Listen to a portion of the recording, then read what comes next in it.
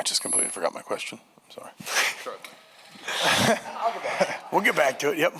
Following up on that, Rutgers had a lot of short yardage situations, not just on third down, but needing only 3 yards or less to get the first.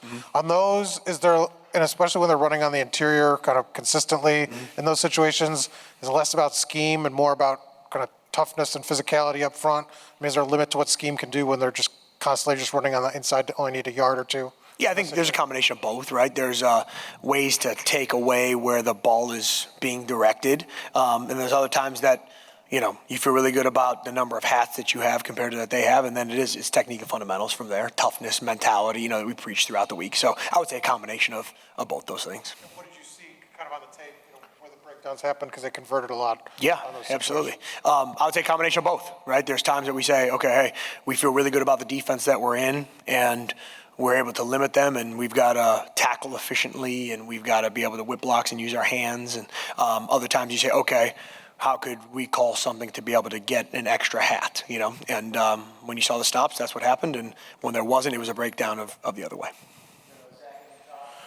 I recognize there's no sort of 100% solution, but when you have a position group that takes a lot of hits, whether it's the injuries or obviously Lewis Moore getting disqualified for the targeting in really quick succession, just how do you approach basically, in this case, it's safety, trying to fit so many new pieces in so quickly in a game where a couple guys go down hurt pretty quickly, then another guy disappears, and suddenly you've kind of got a whole new group back there unexpectedly. For sure. Yeah, and I obviously run that room, you know, that's next man up, right? And that's why you train, and that's why you don't just rep. It's not like the NFL. You don't just give starters more reps than other guys. You know, you balance that, because in college football, this is what happens sometimes, right? And those guys step up, and they're expected to do just as well as the next guy. Now, as a play caller, you know what that guy does well, right? So you have to put them in position to be successful. But to me, it's that simple. It's next man up mentality, and you hold those guys to that standard, and they go take advantage of the opportunity. Is it almost more, I guess, about, you talk about knowing what those guys do well, is it almost more kind of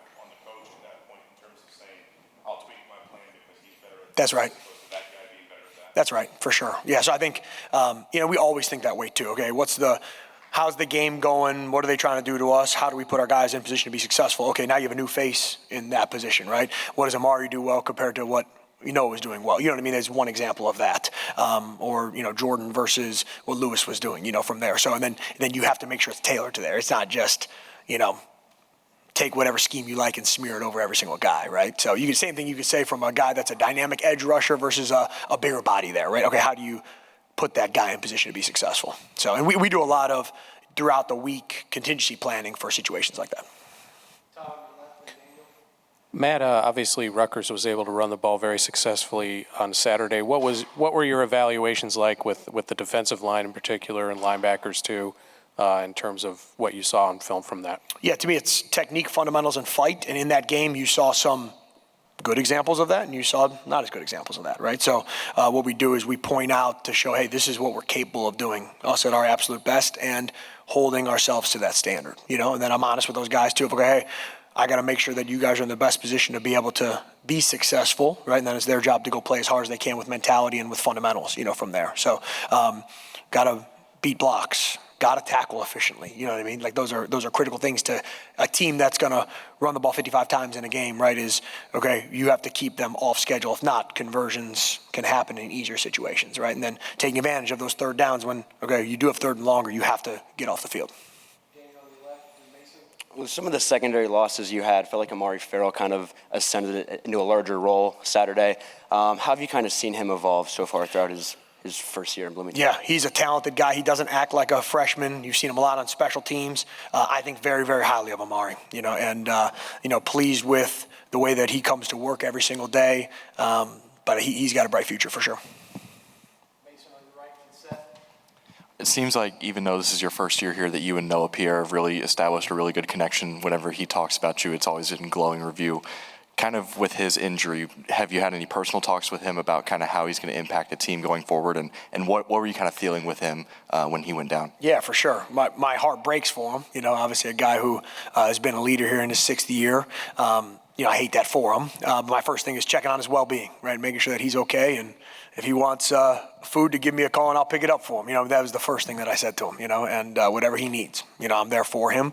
And that's more important than anything. But then I did grab him a second time after the dust had kind of settled, after a day, and let him know how important he is as a leader to our team, right? So just because he's not the health that he was before doesn't mean his impact goes away, right? So he's a guy that's, heart and soul of what we do, and that'll continue.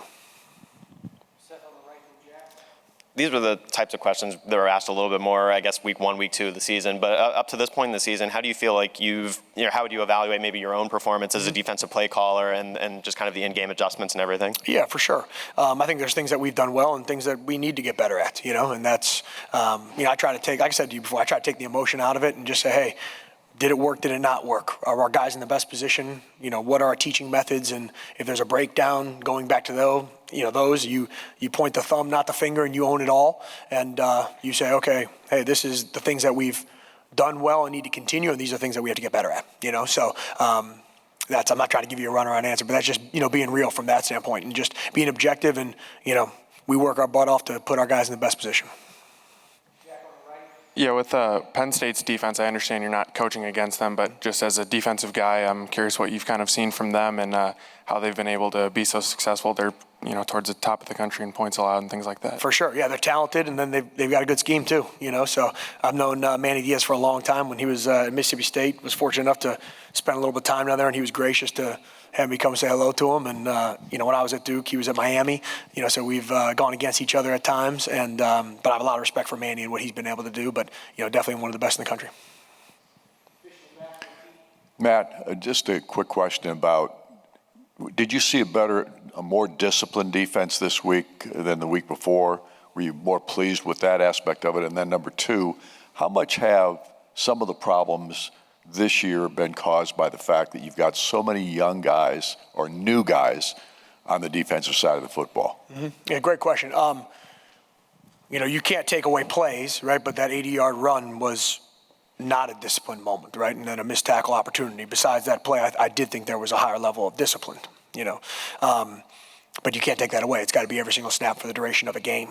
And then I'm not one to make excuses about new faces or young guys. This is a great group of young men that it's our job to, get in position to be able to go make plays and excel and play great defense, right? So to me, that's on all of us together as we, continue to build.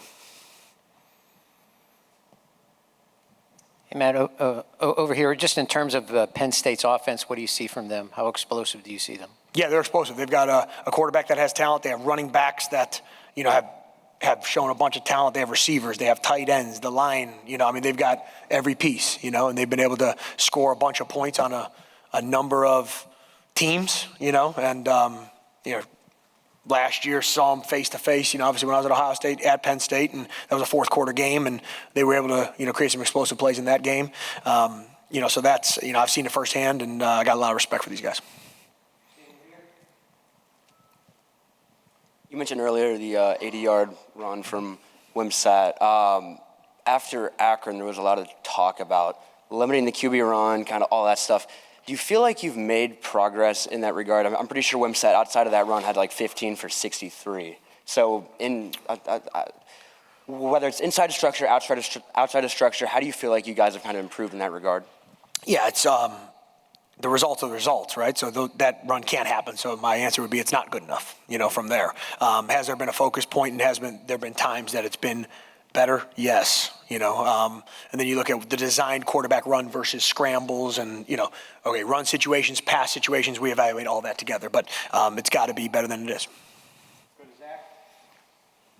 This may be a dumb question, and if it is, just tell me. But no such thing. Is there ever an advantage in playing a team like Penn State, coming off a game like Ohio State, not necessarily the idea that maybe it was very physical for them, but that you saw them stress tested maybe as much as they will be in terms of the athletes they had on the other side of the field, just the quality of the opponent. Basically, you're seeing something approaching what would be Penn State's best. Do you get maybe a better look at a team like that in that situation? I don't think at this point in the year, no. Maybe if in early season, early games in a season, sometimes you see a more vanilla game plan, and a lesser opponent maybe compared to a a top 10 matchup from there. But I think at this point you've seen, who they are and what they want to be from there, and I got a ton of respect for what they do.